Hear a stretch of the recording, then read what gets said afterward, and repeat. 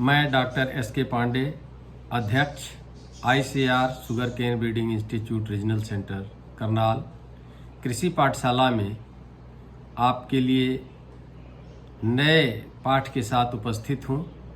आपका स्वागत करता हूँ। किसान भाइयों, जून का महीना आने वाला है। जून के महीने में आप क्या क्या प्रमुख कार्य गन्ने की फसल में करें, इसे मैं आपको याद दिलाने की कोशिश करूंगा। गन्ना की फसल में सिंचाई 10 दिन के अंतराल पर आप करते रहें। गुड़ाई निकाई हो चुकी होगी या उसको जून के महीना में बरसात होने से पहले पूरा कर लेना है। नत्रजनी उर्वरक का अंतिम डोज खेत में गन्ने की फसल में दे के मिट्टी चढ़ा देना बहुत ही आवश्यक है। इसके अलावा पेड़ी प्रबंधन का कार्य भी आपने कर लिया होगा। पेड़ी में काली कीड़ी के लिए और चोटी वेदक के लिए क्लोरेंट्रानिलीप्रोल का भी प्रयोग हो गया होगा। जो किसान भाई क्लोरेंट्रानिलीप्रोल नहीं डाल सके हैं, निश्चित रूप से 150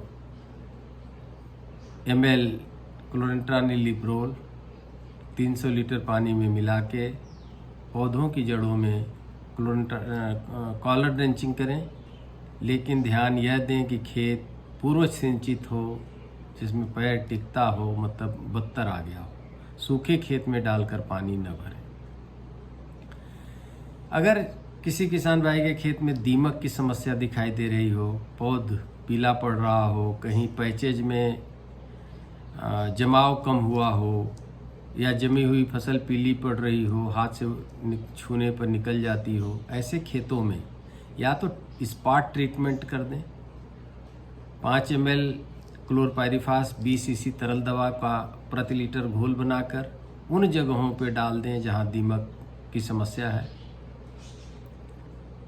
अन्यथा अगर ज़्यादा है तो पूरे खेत में 2 लीटर क्लोरपाइरिफास मिट्टी में मिलाकर खेत में बिखेर दें सिंचाई करने के बाद, या कॉलर ड्रेंचिंग कर दें।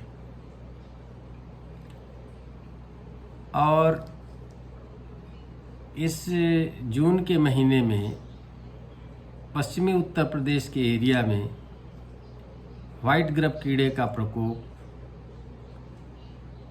प्रायः होते रहता है गन्ने की फसल में। तो जून के महीने में और व्हाइट ग्रब के प्रौढ़ जैसे पहली बरसात होगी, वो ज़मीन से निकलकर गन्ना के खेत के आसपास के पेड़ों पर जाएंगे और रात भर वहाँ अपना भोजन प्राप्त करेंगे।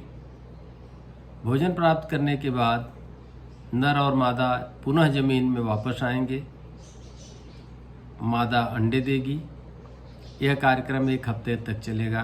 पहली बरसात के बाद, बरसात जब हो, पहली बरसात के बाद 1 हफ्ते तक आएंगे। जब हमें और मादा अंडे देगी, अंडे से फिर ग्रब निकलेंगे, फसल को नुकसान करना शुरू हो जाएगा। इसके प्रौढ़, जिसको एडल्ट को जिसको बिटल कहते हैं, ये गन्ने की जड़ों को, पौधों को नुकसान नहीं करते हैं। 4-5 दिन के बाद ये स्वतः समाप्त हो जाते हैं। मुझे याद आपको ये दिलाना है कि बरसात के पहले से आप तैयार रहें।